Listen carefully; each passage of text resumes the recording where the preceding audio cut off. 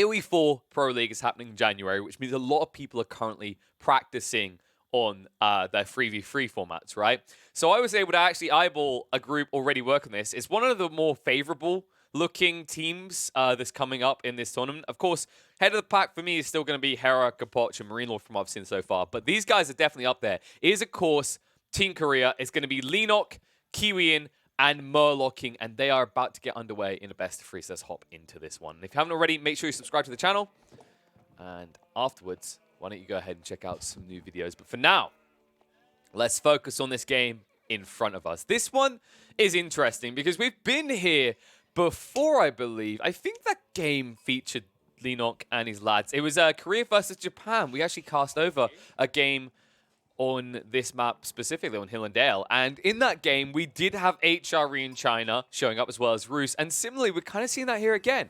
There's a decent mirror, but there's some mix-up, right? You can see, for example, there's one HRE on both teams. There's one China on both teams. And then the curveballs is Kiwian. He will be manning his Rus, as he usually was doing so in the 3v3s. And on the other side, it's actually going to be the French coming out, right? Yeah, France in the center. Just look at the colors. So look at these ranks, by the way. If you aren't aware of who Kiwian and Leenock are, they are very talented players. Kiwian, a.k.a. Top, as he used to be known, was one of the top-tier players a few years back in StarCraft 2. Leenock even competing frequently up to recently in the StarCraft 2 scene, earning over $250,000 in earnings in his career. Really well-established and decorated player. You know, he's still ranked in, I think it's the top 30 in Korea, which sounds underwhelming if you're talking about, you know, you want your gold, your silver, and your bronze place people. But that's actually quite the feat, considering there are very few people in the world considered to be on par with the top 30 in Korea in terms of StarCraft players. So that kind of speaks volumes to how skillful he is. Now, they are all kind of ranking around the 200 mark on the 3v3, but that's because they've only just started grinding together. The one that you should measure by is Murlocking. Murlocking, I still can't find the identity of, but this person looks like it's going to be a Smurf. But the interesting part is Murlocking. This Smurf has only really been playing with this group so far, and in the 3v3s, they've been stomping it. He's up in 46th already after 33 games. Pretty impressive, right? 88% win rate at this point. Meanwhile, if we look at the 1v1 leaderboards, that's where things got a little bit more obscure for me. When I try to find info on Murlocking, Murlocking only has 17 games, currently ranked 1587. And he's at a 76% win rate, so something went awry there. I'm not sure if Murlocking is a StarCraft player. Judging by the name, it would make sense he comes from a craft background, right? Like Murlocs, to do with the Age of Empires universe. Not Age of Empires universe, the World of Warcraft universe and Warcraft universe. But I still can't find info. So if anyone knows the exact identity of this lad, I appreciate any heads up you can give me. But so far, they've been looking pretty competent as a team. I've especially been impressed with the way that Kiwian slots into these team compositions. We especially saw him fantastic on Lipany and Dry Arabia type maps, where he runs this interception type style gameplay, while the other two tend to ball up together. This is a very different map, though. Running interception is very difficult on Hill and Dale because the layout of the map lends itself more towards these kind of landmark into Sacred, and then go up into like the, you know, kind of the wonder state of the game, right? Where you're looking to win off the back of Sacred or Wonder via going for landmarks. So we'll see if that plays out that way, or if we get a hardcore siege going on. It's going to be interesting because we have got just that kind of curveball, right? Two exactly the same civs on each side, and then that kind of variance of the cavalry production of both the Rus and the French. Opening-wise, so far, I'm just checking if we've got anything out of the ordinary. I think everything is standardized. Most of them seem to be kind of matched up on their timings as well. Looks like Leenock is hanging around a little bit longer. He does this more regularly these days. It seems like Leenock sees more value in just actually extracting additional gold, food, whatever, before teching up. He doesn't push people onto the gold line. And I think, did we see? Yeah, we saw into the stone instead out of Victo. Interesting. I thought he'd gone over to the gold with his mining camp. Instead, he's already looking to TC boom up, and Leenock hasn't even started yet. Leenock has a stone outcropping much closer to him, in fact. He's got a gorgeous one here where he can actually plop a mining camp between the two, get decent value there. But for now, he's going to be going to the Imperial Academy. We do see the Bargainer Sun being dropped by Victor. I think this is a bit of a mistake. I've talked about this before, when you're playing team games especially, unless you want to rush in the Song Dynasty, one of the big points that you should consider is that this is a aggressive keep drop later on in the game, one that can be rebuilt time and time again. So really, it's quite nice to try and save this landmark for when you push out towards, say, a sacred site here and you drop one, or if you're talking about extending your lines for your base, right? Because right now in Hill and Dale, with this type of format, this makes no sense to me. If he at least put it on one of these choke points, I'm kind of more thumbs up on it, right? Like, it would be beautiful here to protect the way into your central player's base, then you can play more aggressive, and then you just wall up on the east side. That would have been perfect, but this is an incredibly defensive Barbican Sun for a 3-3. Most people teched up. Just 2 players remaining, and looks like Leenock will turn it down to 1, so it's just the French player. Kind of concerning that the French player is the last one to tech up. Usually you want to actually have that option to go for 1 or 2 knights and roll across the map. I don't expect him to engage too heavily with that here, just because the layout of the map probably lends itself more towards UTC booming up, and yeah, we can even see that. Look, he's gathering on the stone right now. By the way, if you want, for reference, the ranks of these guys on the leaderboards, because I did 2 off Team Korea here's ranks. I didn't really tell you what the ranks are of the other fellas. I couldn't find much on them. So Twisting Dust is the one that I could find a lot on. He's 14th, right? He's one of the best to beat right now. That is the player in the green. You can already see he's actually stratting up for the turtle up to just tech up into Imperial. I couldn't copy and paste purple. Apologies for that one. I'm sorry, guys. But as for Victo, there's just too many Victos. But, oh, wait, no, we're good now. For some reason, the ranking system's a bit funky. It turns out he's 13th. So, yeah, these are the boss. These are the killers, right? These are the raid bosses for Team Korea to beat. And interestingly enough, I don't think that they have queued randomly. This is either a scrim or they just party up together and go in. It might just be that these 3 on the northern side are one of the teams trying to actually get into the AoE4 Pro League. I need to double check what the signups have been because they would have closed. I mean, the time of recording, I think AoE4's Pro League signups closed like yesterday, so I haven't had a chance to look just yet. But the point is, regardless of that, they're definitely getting a challenge either way. So let's see how it plays out. Second TC now being dropped by Leenock, and it looks like he's going to be quicker than his competitor on the other side on China. In fact, Victor only has 1 person on a stone right now. Instead, it is going to be the TC boom coming out the French player, as we would expect. This is a very powerful tool at this point, but Leenock is going to make it better for him, right? Like, you've got this quicker production time as the French at 17 seconds, but Leenock's already getting into the Song Dynasty, which means he'll be pushed down to 13 seconds on the production rates for the villagers. Meanwhile, on the other side, Renix Cathedral already going up for Murlocking, and he is ahead. Okay, Twisting got pushed behind a little bit here. I'm kind of surprised because when I look at these generations, I'd say that Twisting's was a little bit better, right? Very condensed with the wood line, the gold line. Food is a little bit out there. But meanwhile, on the other side, Murlocking, I don't think, yeah, he didn't have his food anywhere nearby here. Oh, sorry, no, he did. I'm blind. They're just hidden behind the Arkan Chapel. So yeah, that explains why he got up on the tech a little bit quicker. That makes sense then. I'm blinded here. Ignore me, guys. All the deers were hidden behind the chapel. So this is actually a really juicy layout for Murlocking. Keep in mind that he sacrificed on the wood front, right? He didn't have any wood nearby that he could utilize. But that's fine. Like, if you're playing as HRE, it's all about that race up to castle as quickly as possible. And he will be the first one in the game to reach castle, and he should already be moving out the prelates. Yeah, he's on his way. And look how closely these are grouped together outside his base. He's basically got 3 relics right here. So this should be very easy for him to snatch and grab these up. And then also, remember, Kiwian's going to come up behind into the castle age, just shy of the times in the HRE players. And what he can do is he can build into the monk warriors, the warrior monks rather, and then he can ride across the map and snatch away the relics closer to Team 2's base.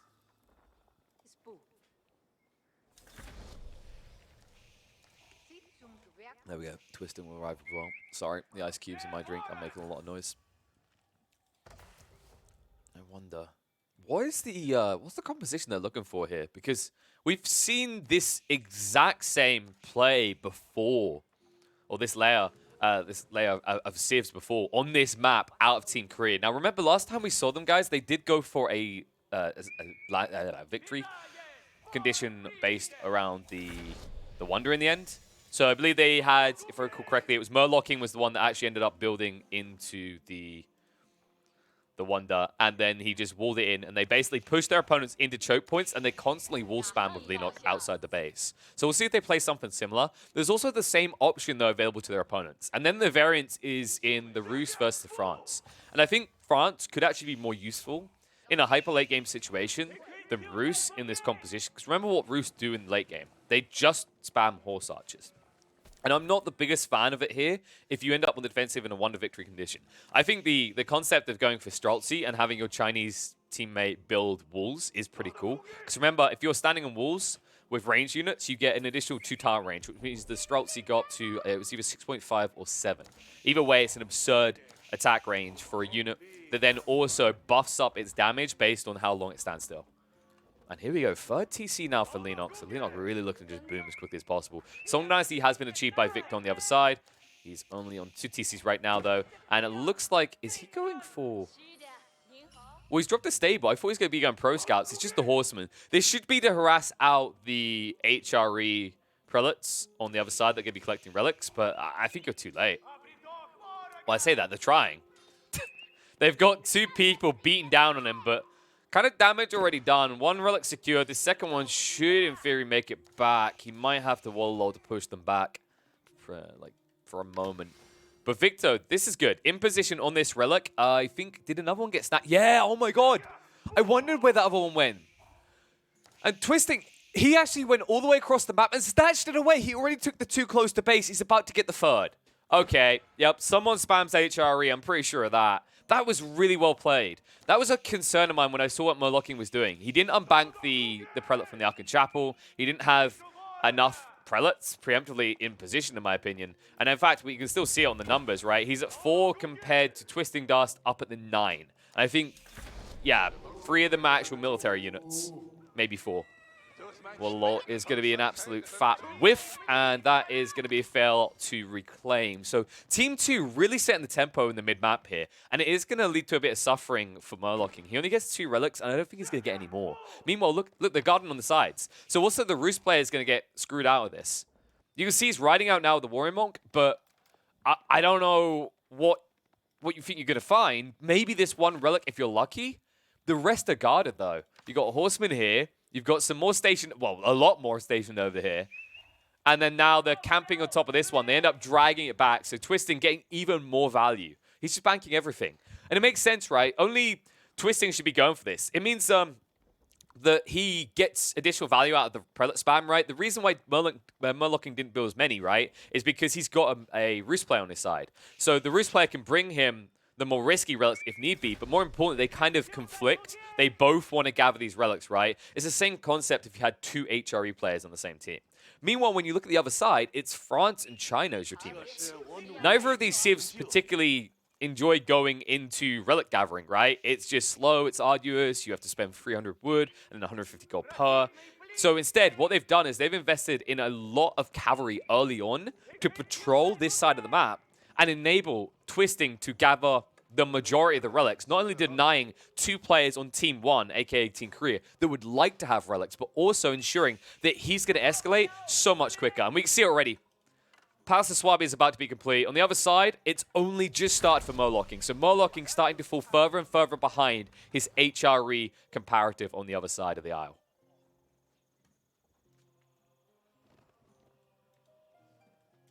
And you see how they just chill as well. There's no rush, right? Right now, like step 1 in their plan is gold starvation, right? They just want to strip all these relics away. Step 2 will likely be a shift out towards these sacred sites with that superior gold advantage out of the HRE player. I would absolutely love to see Twisting, in fact, now with the Palace of Swabi in place, plop out a few villages and send them to the center of the map and build up infrastructure there. Give yourself a forward point, because the point to consider here is right now, if you do go on the aggressive and try to push into the southern team's base, you are the one weakness, because although you could go knights, preferably in the ultra late game, your advantage is to go into man at arms, go into hand cannoneers, all that gold trickle, to go into the Langsneck. These are slow moving units. Even when you get the upgraded 10% movement speed via your blacksmith, they're still going to take ages to run across a map this big. Good Lord, Cox being gathered quickly by Murlocking, though. He did go into the... Yeah, he went into the Pro Scouts. Wait, did he go into the Pro... No. No, he didn't. What? This is such a wacky, different style of gameplay right now. So, it's actually Kiwian that went into the Pro Scouts, and then he gathered up for his teammate. In fact, he's the only one who went Pro Scouts on the Southern team. Meanwhile, the Northern team, I do believe, the French player did go into Pro Scouts, and I think he was the only one as well. In fact, if we look up Yeah. So it's one player apiece, and the difference is that on the southern team, Team Korea, they actually enabled their HRE player on the food front. Meanwhile, what we saw at Team 2 is they enabled their HRE player on the gold front. Problem is that food front is good for the initial state of the game, for another 5-10 minutes. But then it just gets outscaled by the relics. Oh, and look at this, the raid in. Not the right player, though. I like that switch. Victo, he's not sure he wants to go here. He sees the spears, and also it's the HRE player who just teched up into Imperial. He's going to replace his villagers quicker. So you need to actually strike at a player that would struggle to fix the damage you do to his economy. And China, well, not the best choice, but is the mid-ground one, right? The one you should be trying to snipe is in the north, is Rus. But that Rus player is not going to be easy anymore. Kiwian has actually gone up to 3 TCs. This is good for the moment, but it means he's going to bleed through his tree lines very quickly, and then he has to shift out. And that's where the 3 TCs is nice, because it means you can replace any villagers lost on these skirmishes to gather resources very easily. Oh. Speaking of gathering resources, and failing to do so anymore, Leenock gets caught being a little bit greedy with stone gathering, even though he had some plopped back in his base that he never actually extracted. And you can't blame him, right? This should have been safe, but they never walled it up. And I do think this is on Leenock. Leenock should have been across stonewalling. He shouldn't leave it to Murlocking to do this. Remember China, they build walls quicker. And also, when you talk about ultra late game, you talk about a Great Wall of China, increasing the health of all these walls. It's why you should be actually prioritizing wall placement for all your teammates. Especially if you want to think about a wonder victory. Raid in. France is partying hard tonight. And it just frustrates me every time, guys. This detail right here. Textiles, especially in a team game, when it's so easy to lose large chunks of your villages, and you typically build 2 to 3 TCs, why would you not stop off for 20 seconds and 150 resources to give a 50% increase to the health of these villages? Because if you did, a lot more of them would be alive than they are right now. Kiwian actually getting dented hard here. 58 villages now. And we compare it to the French player who just raided him, 84. He finally gets through it, but how many nights was that? Like 6? Yeah, they got their bang for buck for sure. And while that was all happening, the sacred sites are now being captured, keeps are now being dropped. Center of the map is fully coming under the control of Team 2.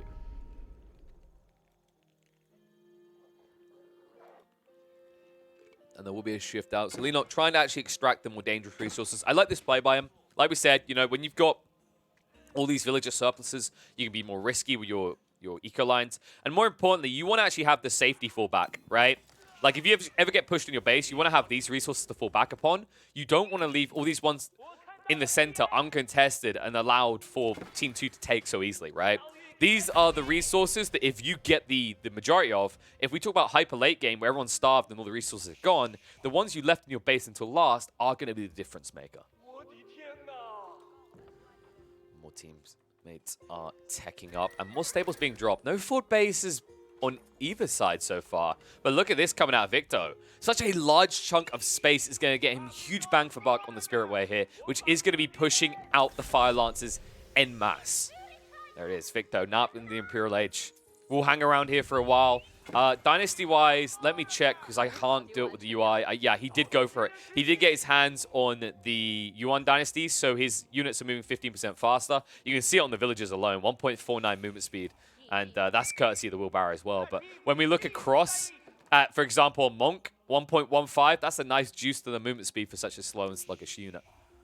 And look at these speedy villagers. Quick across. Remember, China has quicker build speeds than any other civ, and they're going to utilize that to guard these sacred sites. However, it's not going to be enough to win you the game outright, because remember, the other variable you have to consider here is that we're approaching Imperial Age, and everyone's going to have bombards. It's going to be very easy to get through these defenses, so you do need a standing army. And hold on a sec, let me just actually whip up the timer. So I'd say we were about maybe 17 minutes was about the trigger point. Apologies, folks. I need to get used to doing that.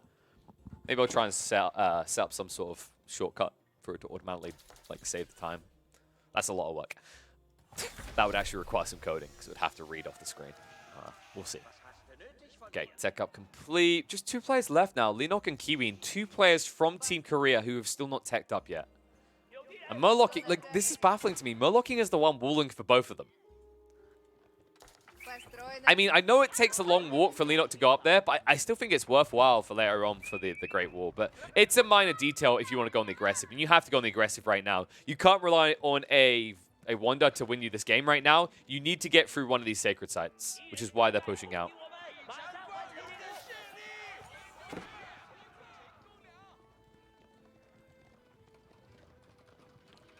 And they should be able to easily decap these right now. I don't feel like Team 2 are in position at all at this stage. Like, I mean, they're so busy, like, just trying to amass forces and prep. They're not ready to actually push in. But look at this from Murlocking. He's ready to push in. Hello. First to make the move with the Siege Workshop on the front line to get the Bombards in quick.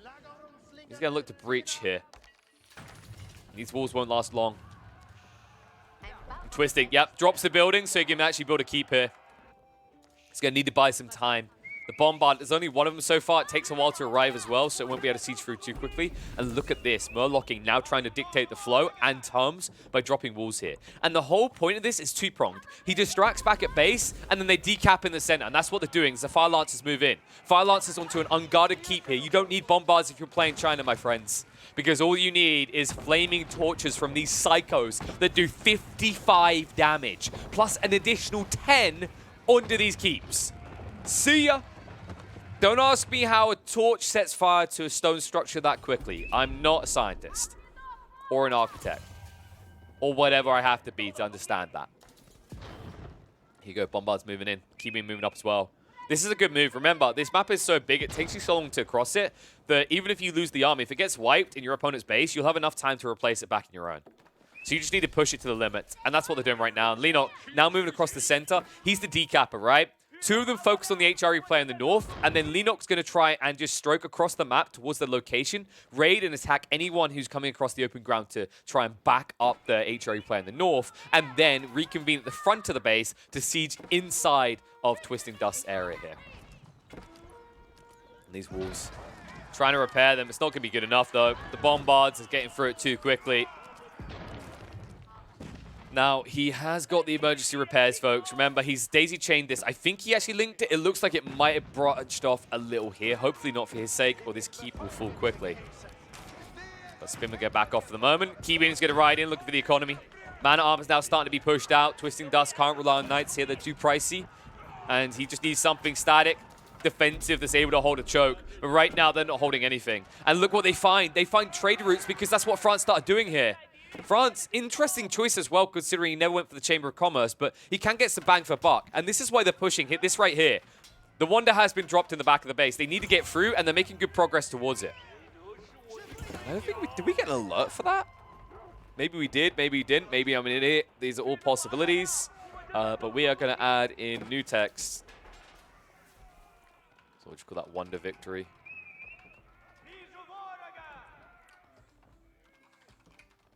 Yep, that's good spelling. I'm going to say that was about, like, 20 minutes. I am gambling on that one. I'm going to get scolded for that, I'm sure. I think we'll know quite clearly if it's a win for X or Y reasons. Of course, the Sacred Timer one is gone. Those have been decapped, so it's all about this Wonder now. They have to invest heavily to defend it. They have got the Elite Royal Knights now here. These lads pack a punch. Easily the best Knight in the late game situation. A lot of people seem to mistake the Rus famine the best because they have the sabers and they also have Boy's Fortitude to increase the health. The fact is that when you consider the beginning of a fight, that initial charge in with the buffed up damage a few seconds afterwards for the Knights is actually enough to make the difference.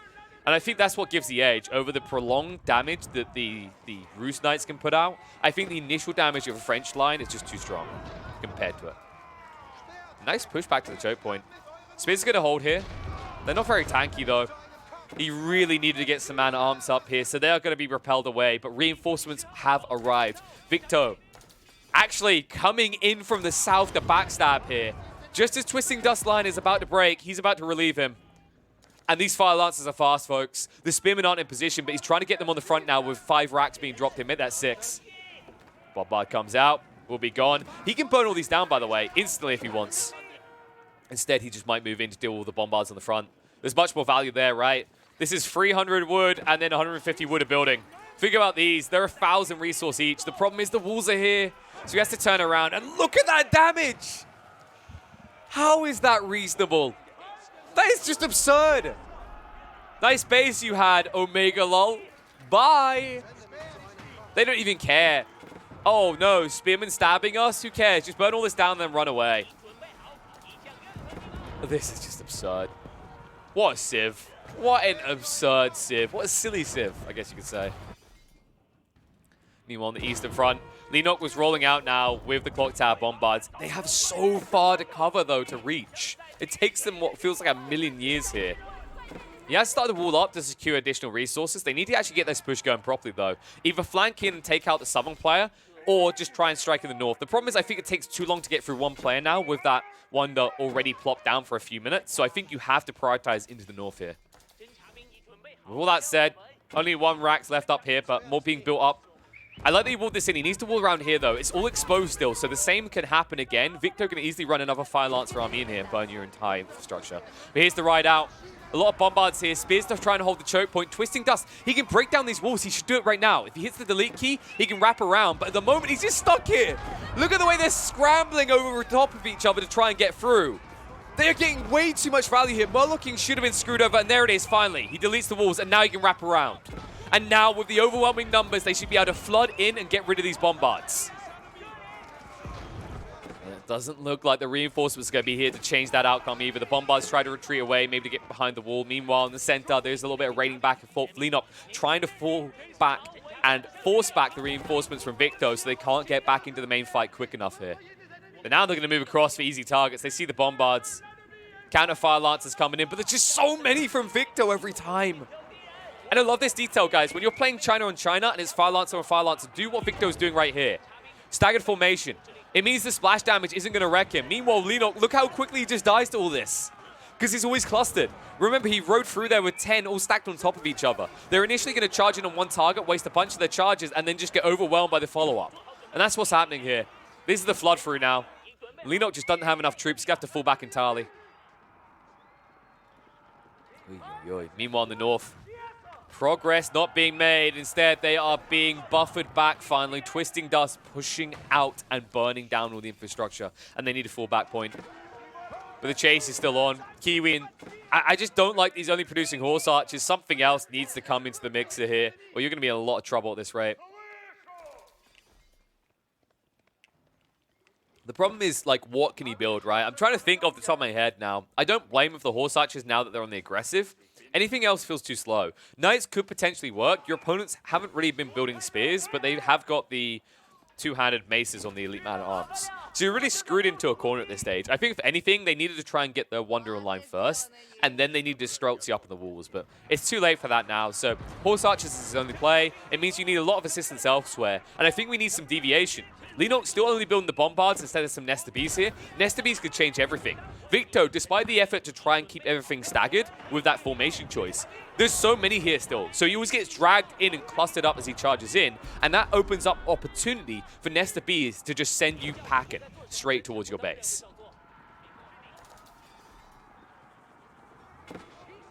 Remember, guys, these Wonder victories, by the way, 15 minutes. So this game could end around the 35-minute mark. Like I said, that Wonder victory isn't 100% accurate, so apologies for that. But it is around that marker. Here we go. Fire Lancers riding through. Keeping Leenock at bay. They are losing ground quickly. This is the worst-case scenario.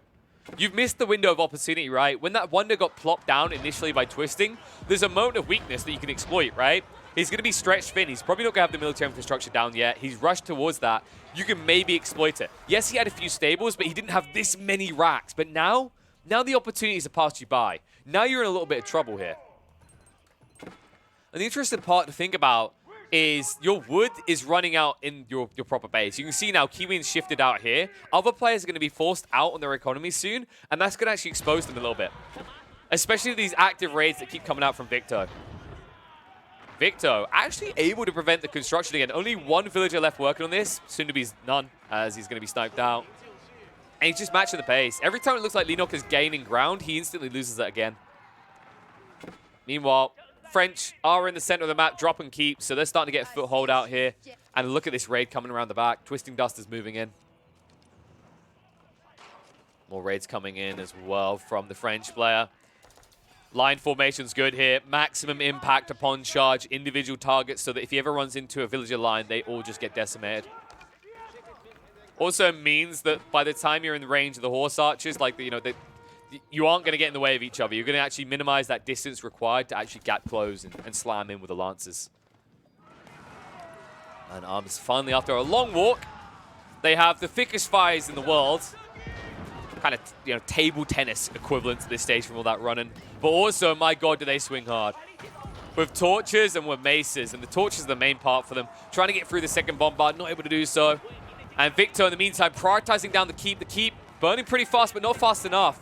They're going to run him through and finish him off. And the man-at-arms coming out from Twisting Dust, they will hold for the moment. They don't have to deal with the charges. Most of them have been offset, and that will give enough time they can then turn around and burn this keep down. Re-engage coming out, but he hasn't recharged on the charge spears yet, so he's not getting that AoE splash when he moves in with these Fire Lancers. So as a result, we'll be able to clean up the man-at-arms, but is going to get cleaned up on the keep front. And there are no keeps out here right now for Leenock. He has to keep falling back. He's losing control. And he can't afford to lose too much control, right? Like, you're reaching the point where your racks is going to start to be exposed on the front. Racks that really haven't been feeling that impactful.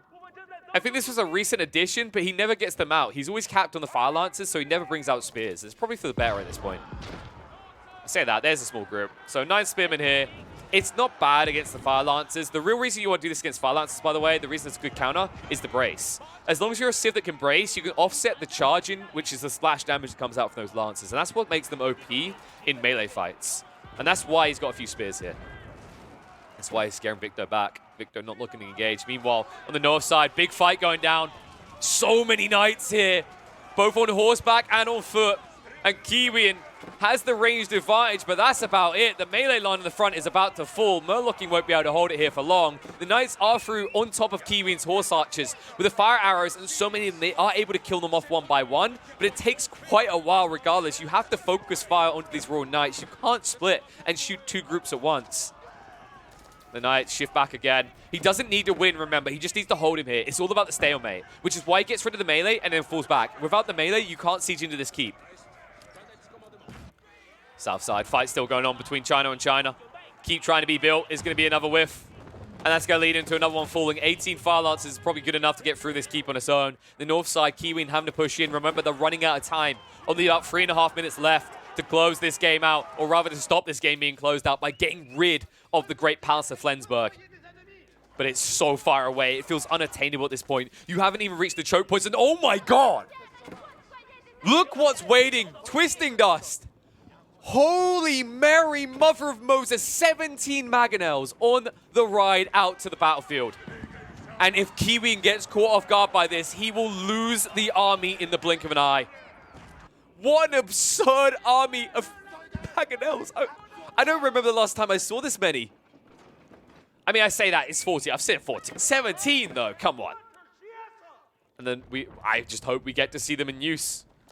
Where it wins and will lose the game, I want to see them fire off 17 Mangonels in one big fat volley. Speaking of volleys, Bombard's shooting out plenty of cannonballs here on the flank. It is going to force the attention of France. France shifting across quickly. And Twisting Dust is retreating for the moment. This is a bait. This is a fake back. Look what's coming in.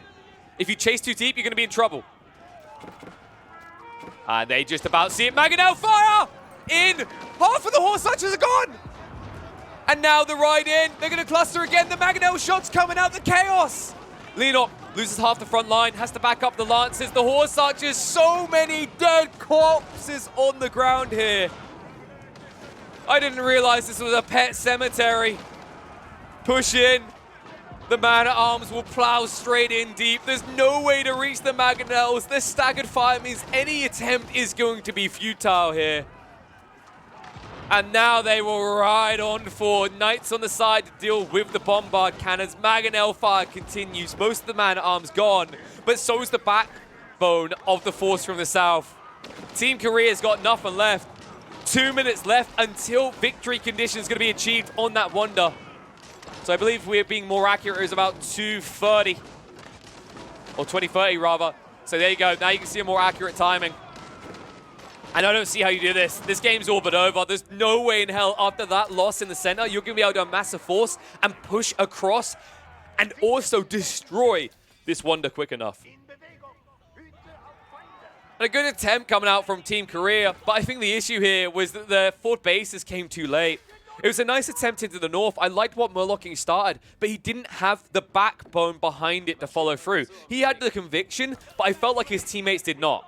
They were lacking. Kiwian was not there quick enough, right? He was slow to arrive with the horse archers. Leenock always trying to run across the map, stuck on the wrong side. Instead of shifting through the base and heading up north, he always just intercepts Victo. But he doesn't really, if you think about it. Victo, the critical detail is that he managed to get that horseman army, that Firelancer army, round the back into the fort base and burnt it all to cinders in the blink of an eye. And that stunted Murlocking's progress on holding the front line. Leenock never arrived. It was reinforcements promised that never came riding over the hill. And as a result, it looks like Team Korea is going to lose here on Hill and Dale. Oh, but goddamn did it end in style. The Mangonel army is still alive and riding in. A slightly overkill situation against a small group of Langsdeck and a single horse archer. But it's about sending a message. Everything burns in the Korean Empire here. And with the Knights to cover him, there's just no way to breach. Mangonels. What a beautiful twist here from Twisting Dust himself, twisting the arm of Team Korea and then booting them out of this game.